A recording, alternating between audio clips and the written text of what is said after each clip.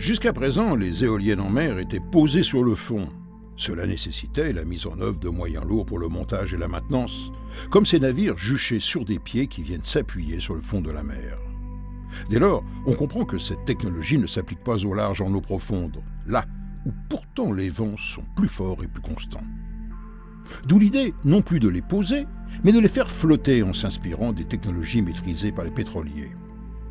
Pour le projet Roi-Belle-Île, qui sera le premier parc océanique flottant en France, la technique retenue est celle d'un flotteur semi-submersible conçu par Naval Energy.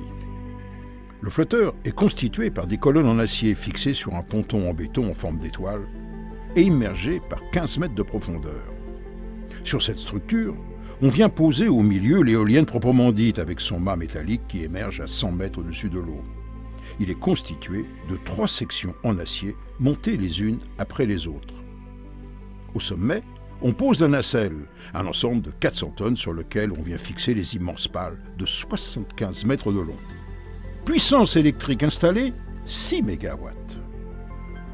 Mise à l'eau, remorquage jusqu'au site où ont été prépositionnés les amarrages, ballastage par plusieurs milliers de tonnes d'eau de mer, amarrage, et enfin raccordement à terre au réseau électrique par câble sous-marin enfoui au fond de la mer.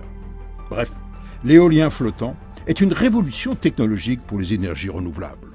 L'éolien flottant est une rupture technologique qui va bouleverser la manière dont nous allons produire notre énergie. Et c'est une prouesse économique car nous visons un prix de revient de l'éolien flottant qui se situe en dessous du prix de production d'une nouvelle centrale nucléaire. Ce qui nous amène à développer 5 gigawatts en France, mais aussi 2,5 gigawatts en Asie. Tout ça pour dire qu'à l'échelon global, nous voyons l'éolien flottant comme un contributeur très fort à la transition énergétique et à l'effacement d'autres filières plus conventionnelles.